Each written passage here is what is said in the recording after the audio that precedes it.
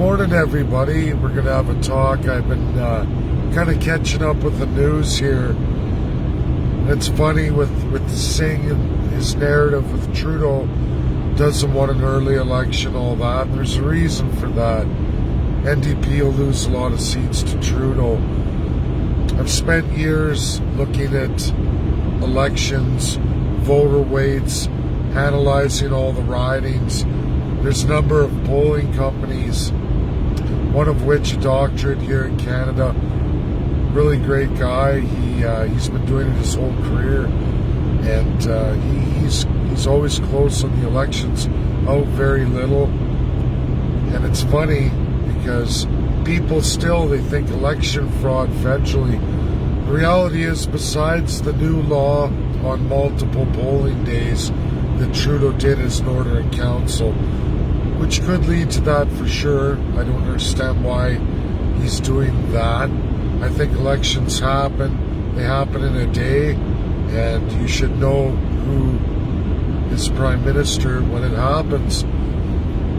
But of course, to have multiple polling days, you can do a voter fraud. There is a loophole for that, but so that's problematic. But with all this campaigning right now by these elite groups, what Canadians have to understand that's always been here is unequal voter weights.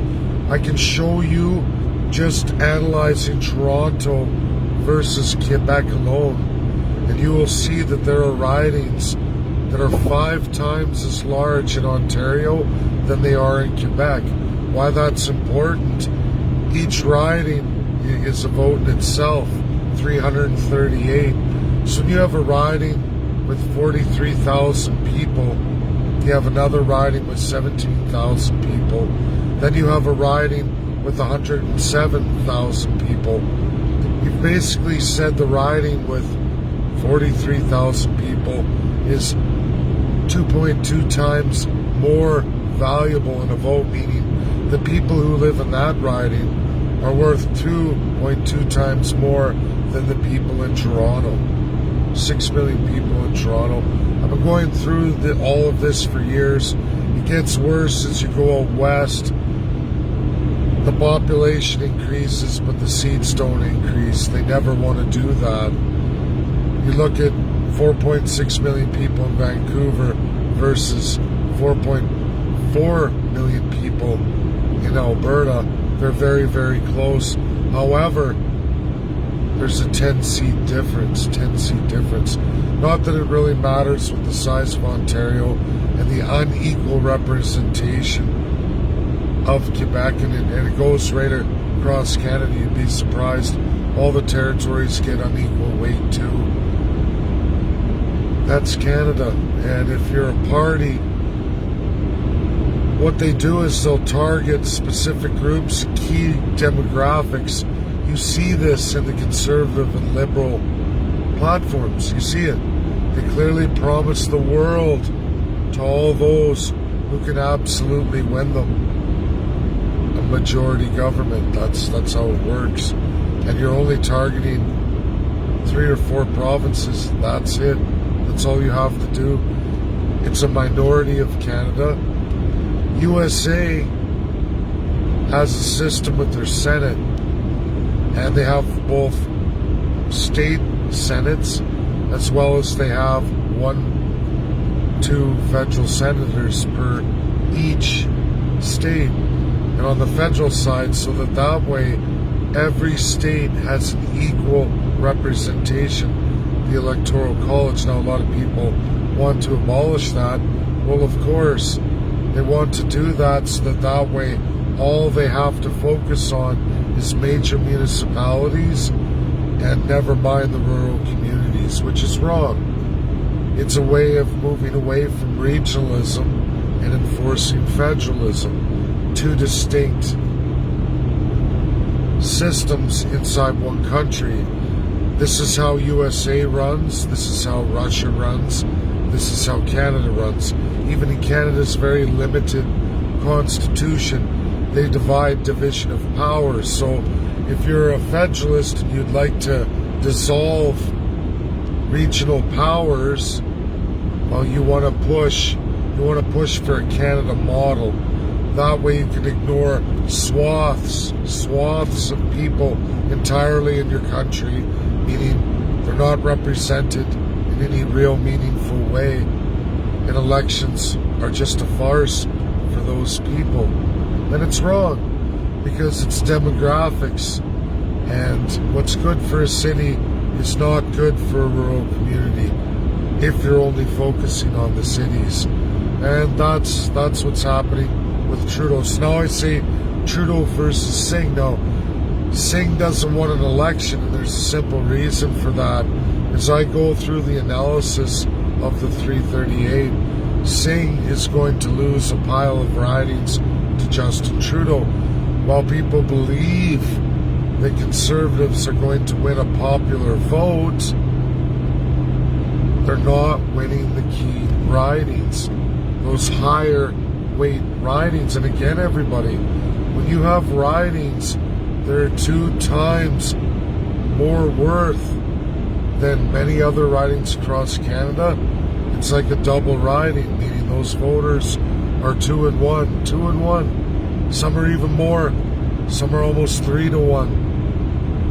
You win enough of those, even if you're 3 or 4 points behind any other leader, you win all those ridings, you're going to be 10 to 12 points ahead officially on the scorecard, and you'll win a majority government. Now, the Conservatives have made a platform much similar to Justin Trudeau, and a lot of people believe that voting Conservative is going to save them.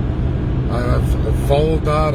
It's always the same year after year, and that spells doom for mass swaths of Conservative-leaning voters right across Canada. They will never be represented, not by O'Toole, clearly in the platform. They're facing massive fees, service hikes, and absolutely taxation in key areas. Clearly, centralization proves this. It's what they all do. They all want it. Now, Singh might be able to hold on to his little base in Vancouver, but much of what was built for NDP will be lost to Trudeau this time around. Should there be an early election, they're all acting like there is. They're all in full campaign mode. But again, that's illegal. When you look at election laws, you're not to campaign. You're not to campaign. There's a period for that, but they do it anyway. And not one opposition calls it out, because each and every one wants to literally rape, pillage, and plunder all of you. It's corruption. Canada's gone so corrupt just in the last 8 years, maybe more actually, especially in campaigning. Completely wrong. And so many Canadians just hand out the money, fearful they do it. It's wrong. Anyhow, that's my morning video, just to update people on the narratives that are being put forward and why. And when the time comes, if there was an early election, which will prove beyond any reasonable doubt there is zero democracy here in Canada, meaning Parliament does not function at all. We just watched Parliament vote in clear 99.3% majority, meaning out of 330 MPs who voted, there's 338, but 8 had abstained. But out of 330, only one MP, just one, said no early election call. Just one. Guess what? If they do it, that means a majority vote by Parliament has nothing to do with the governing system of Canada. Again, through Governor General, the Crown trumps all democracy. And any time a Prime Minister in a minority or a majority wishes to circumvent rule of law, i.e. democracy, they will use order in councils like Justin Trudeau did when he wants to change election rules. Harper's done this. You've heard of prorogue parliament, power of the governor general. What no one ever talks about is the crown power entirely over our justice system. At our highest court in Canada, the Supreme Court, the highest court of every province and territory, the Superior Court, through Lieutenant Governor, Governor General, Prime Minister, will circumvent all forms of any kind of judiciary and turn it right back into absolute King's Court. We're very flawed. We're always going to be flawed as long as we leave the system like this. Thank you. That's my video. Share, share, share. It's all about elections. It's all about, not that they're rigged, it's that they are rigged, but it's crown rigged by a greasy crown colonial system that has existed in Canada forever. Unequal voter weights.